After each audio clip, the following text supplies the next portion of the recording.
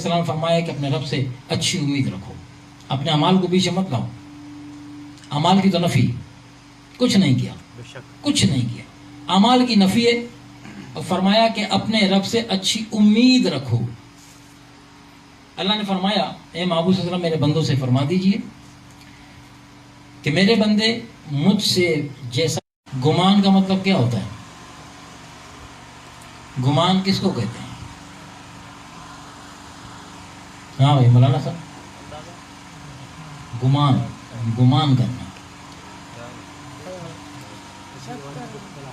عمومی طور پہ سمجھنے کے لیے ہم کہتے ہیں خیال. اچھا خیال بھی کئی قسم کے ہوتے ہیں نا. ایک خیال بڑے ہلکے ہوتے ہیں اور ایک خیال بڑے پختہ ہوتے ہیں. اس میں یقین ہوتا ہے کچھ بھی ہو جائے وہ پہاڑ کی طرح اپنی جگہ قائم ہوتا ہے.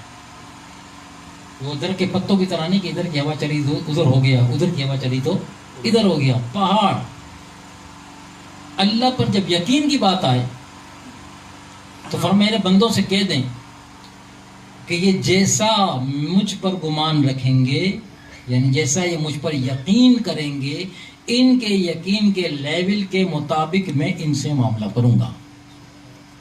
کہتے اللہ ہماری سنتا نہیں ہے، اللہ اتنا عرصہ ہو گیا، یہ ہو گیا، وہ ہو گیا، فلاں کام اٹکے پڑے ہیں، یہ اٹکا پڑا ہے، وہ اٹکا پڑا ہے. نوکری کے معاملات ہیں تو کاروبار کے معاملات ہیں، بیوی بچوں کے معاملات ہیں، گھر بار کے معاملات ہیں، معاشی معاملات ہیں. ادھر سے آواز آ رہی ہے، تم اپنے یقین کو دیکھو، تمام تر معاملات کو دیکھو اور جو اس میں بگاڑ ہے. اور پھر ذرا ایک نظر میرا اور تیرا جو رابطہ ہے یقین والا بندے کا رب کا، اے بندے اپنے اس رابطے کو تو ذرا جانچ، اس کے لیول کو تو دیکھ، تو کھڑا کہاں پر ہے. تو ذرا سے غم و اندم کی آدمی آتی ہیں، تھوڑا سا ہوا چلی تو یقین کے قدم ہل جاتے ہیں، پتہ نہیں اب کیا ہوگا، پتہ نہیں اب کیا ہوگا. سلسلہ عالیہ نقشبندیہ مجدد کے ایک شیخ گزرے ہیں سالہ سال صدیوں پہلے. آپ نے بڑا اچھا جملہ ارشاد فرمایا، اور یہ جو آج اب فقیر آپ کو بتائے گا کہ آج کی ادھر سے تصوف کی نشست جو ہے، تربیت نشست جو ہے، اس میں تصوف کے حوالے سے کیوں ضروری ہے رابطہ شیخ. تو رابطہ خدا کی بات ہوئی نا، رابطہ شیخ کیوں ضروری ہے وہ بھی آپ فقیر آپ سے عرض کرتا ہے. تو بزرگ فرماتے ہیں لوگ کہتے مرید ہونے کا مطلب کیا ہے؟ بھائی نہیں ہوتے، کیا فرق پڑتا ہے اس سے؟ وہ بزرگ فرماتے ہیں کہ ہمارے سلسلہ نقش بند کے اندر جو مرید ہوتا ہے، جو مرید ہوتا ہے، مرید کہتے ہیں طلب کرنے والے کو، طالب کو. شاگرد کے لوگ، شاگرد طلب کرنے والا ہوتا ہے. فرمایا کہ ہمارے سلسلے میں مرید کا جو پہلا سبق ہے، پہلا وہ ہے ہی یقین خدا کا.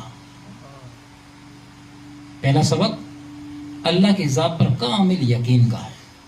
اور کیسا یقین؟ اب آپ فرماتے ہیں مرید کو، اب مسلمان تو الگ بات ہے نا، الحمدللہ مسلمان تو سارے ہیں.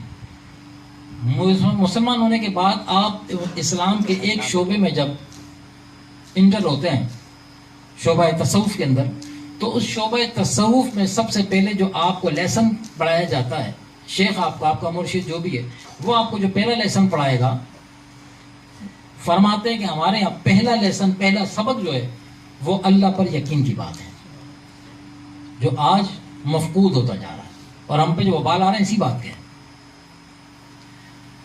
کیسا یقین؟ فرمایا مرید کو ایسا یقین کرنا چاہیے. فرمایا کہ زمین رزق کے معاملے، فرمایا مرید کو کیسا یقین؟ آدم رزق کے لیے بڑے متفکر رہتے ہیں نا، تو فرمایا مرید کو رزق کے معاملے میں اللہ پر کیسا یقین رکھنا چاہیے. فرمایا کیسا؟ ایسا کہ زمین ہموار ہو جائے. کیسی ہموار؟ کہ یہ لوہے کی ہو جائے. اب جب زمین لوہے کی ہو جائے تو اس میں سے کسی پودے کا نکلنا تو ممکن ہی نہیں ہے. اور فرمائے زمین کے ساتھ ساتھ آسمان کو تانبے کی چادروں کے ساتھ ڈھانک دیا جائے. زمین لوہے کی ہو گئی، آسمان پر تانبے کی چادریں چڑھ گئیں. پانی کہاں سے آنا تھا؟ اوپر سے آنا تھا. زمین کو لوہے کا بنا دیا گیا، نہ یہاں سے پانی کا کوئی ذریعہ رہا، نہ وہاں سے کوئی آمد رہی. جب پانی ہوگا ہی نہیں تو پانی زندگی ہے ہر ایک کے لیے. جب پانی نہیں ہوگا تو پھر فصلیں کہاں سے آئیں گی؟ ہو ہی نہیں سکتا. فرمایا جب یہ عالم ہو نا کہ زمین لوہے کی ہو جائے اور آسمان تانبے سے پٹ دیا جائے، اس عالم میں بھی اب جملہ سننا، اس عالم میں بھی فرمایا مرید کے دل میں بھی یہ خیال نہ آئے کہ اب رزق کہاں سے آئے گا. کہاں لے گئے؟ کون؟ وہ شیخ ہیں، مرشد ہیں، وہ تعلیم دے رہے اپنے مریدین کو، جو مسلم ہیں ان کو تعلیم دے رہے ہیں کہ تمہارا یقین اللہ پر ایسا ہونا چاہیے کہ نہ زمین سے سبزہ اگنے کی کوئی امید باقی رہے اور نہ آسمان سے پانی برسنے کی کوئی ایک قطرہ پانی. اللہ تانبے کا بن گیا تھا پانی کی طرح. اس حال میں بھی تجھے فکر نہیں ہونی چاہیے کہ اب رزق کہاں سے آئے گا. کیوں؟ جب تجھے یاد نہیں کہ اللہ فرما چکا کہ ہر جاندار شے کے رزق کا وعدہ ہم لے چکے ہیں. اللہ نے فرمایا جو جاندار شے اللہ نے دنیا میں پیدا کی ہے، فرمایا اس کے رزق کا ذمہ میرے ذمہ کرم پر ہے. میں ذمہ داری لے رہا ہوں، میں تمہارے رزق کی میں ضمانت دے رہا ہوں. کون کہہ رہا ہے؟ پروردگار عالم کہہ رہا ہے کہ تمہارے رزق کا ذمہ میرا ہے، میں نے پیدا کیا ہے نا، میں ضمانت دیتا ہوں. اور اس کی اتنی بڑی جھلک دکھاتا اللہ تعالیٰ کیا کہ جب ہم ابھی دنیا میں آئے نہیں ہوتے، انسان اپنے ماں کے شکم میں ہوتا ہے، تو دنیا میں انسان بعد میں آتا ہے، اس کا رزق ماں کے سینے میں اللہ دودھ کی صورت پہلے بھیجتا ہے. ابھی تو اپنا رزق نہ تلاش کر سکتے تھے، نہ مانگ سکتے تھے، نہ طلب کر سکتے تھے. ہمیں تو یہ بھی نہیں پتا کس چیز سے ہمارا پیٹ بھرے گا. ٹھیک ہے نا؟ وہ ہماری پیدائش سے پہلے ماں کے سینے کے اندر دودھ کی شکل میں ہمارا رزق، منہ میں دانت نہیں تو بندہ روٹی کہاں سے کھائے گا؟ دودھ لیکوڈ چیز ہے، اس نے وہی عطا کیا سینے میں جو انسان آسانی سے پک کر سکتا ہے، ہضم کر سکتا ہے. تو یہ وہ اتنی بڑی ضرورت خیال رکھنے والا، یہ تو بات کی بات ہے نا. فرمایا کہ وہ جب تو ماں کے شکم میں تھا، جب ماں کے شکم میں تھا اور جب تجھ میں جان پڑ گئی، اس وقت تجھے کس نے کھلایا؟ اس وقت تو نے جو سانسیں لی وہ کہاں سے لی؟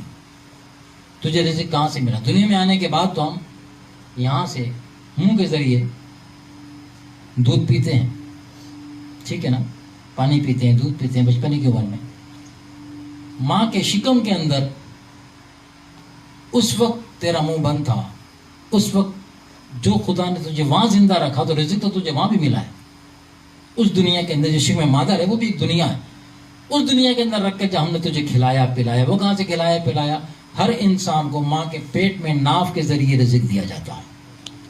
جو ماں کھاتی ہے وہ ناف کے ذریعے ہی بچے کے پیٹ میں جاتا ہے. کیسا رازق ہے، کیا سسٹم ہے اس کا رزق دینے کا. پھر اس نے یہ تمام چیزیں دکھا کے اور پھر قیامت تک کے لیے قرآن کریم کے اندر واشگاف الفاظ میں یہ فرما دیا کہ ہم نے تمہارے رزق کا ذمہ لے لیا ہے.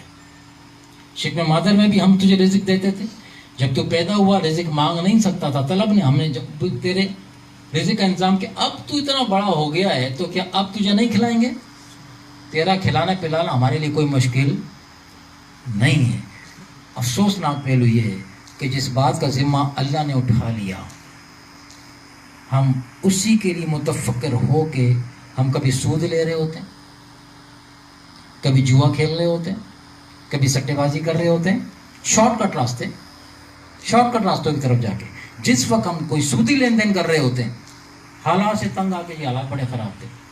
جس وقت سود کی طرف چلے جاتے ہیں تو ضرب پڑتی ہے ہمارے اس ایمان، اس یقین کے اوپر کہ مجھے اللہ پر بڑا یقین ہے، میں تو ایک اللہ کا ماننے والا ہوں.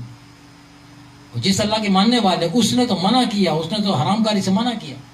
رسول علیہ الصلوۃ والسلام کے ذریعے بڑے سخت الفاظ میں وعیدیں آئی ہیں اس کی. سودی لین دین کرنے والے کے لیے بڑی وعید ہے، اس میں سے ایک سن لیں. فرمایا جو سودی لین دین کرتا ہے، لیتا ہے یا دیتا ہے؟ سودی لین دین کرنے والا ایسا ہے کہ جیسے خدا سے لڑ رہا ہے، جنگ کر رہا ہے. خدا کے ساتھ لڑ کر، خدا کے ساتھ جنگ مول لے کے کون جیتے گا؟ کیسے اس کے گھر میں آسانیاں آئیں گی؟ فرمایا سود کا جو کاروبار ہے، سود کا جو لین دین، فرمایا ہم سود کو نیچے سے گھٹاتے آتے ہیں. آدمی اوپر دیکھتا ہے نا، انہیں آسائشت کو دیکھتا ہے. سودی کوئی معاملہ کر لیا، لے لیا، بینک سے لون لے لیا یا کسی ادارے سے لون لے لیا سود کے نام پہ، چلو گھر میں 4 چیزیں تو آ گئیں یا گھر تو بن گیا، تو ہماری نظر ان چیزوں کے اوپر ہے، ہماری نظر ان گھر کی آسائشات پر جو ہم لے آئے 4 پیسے دینے کے بعد. اللہ کیا فرما رہا ہے؟ وہ تم تو ادھر دیکھ رہے ہو نا، وہ 4 آسائشات کی تم نے جمع کر لی ہیں، مگر فرمایا ہم اس کو نیچے سے کاٹتے آ رہے ہیں. کیا مراد ہے؟ سود کا 1 پیسہ، سود کا 1 پیسہ آپ کے حلال کے 10 پیسے لے جائے گا. آدمی میں 0 پوائنٹ پہ کھڑا ہو، 0 پوائنٹ سے بھی نیچے آ جائے گا. کیونکہ اسے نیچے سے کون کاٹ رہا ہے؟ اللہ کا. ہم نے لاکھوں کا سود لے لیا، اللہ کا رکھ لے تو کروڑوں میں لے، میں اسے نیچے سے کاٹوں گا. اب نیچے سے کاٹنے سے مراد کیا ہے؟ کتنا ہی ہرا بھرا درخت ہو، پھلدار درخت ہو، انسان کی نظر درخت کے اوپر ہے، بڑا اچھا پھلدار درخت ہے، بڑے پھل لگے ہیں، اور اس کی جڑوں کو دیمک لگ جائے، وہ کب تک قائم رہ سکے گا؟ اللہ فرما رہا ہم اسے نیچے سے کاٹ رہے ہیں. تو خوش فہمی مبتلا ہے، شیطان نے تجھے بھلا دیا، ہماری جنگ پر آمادہ کر دیا، اب لڑ.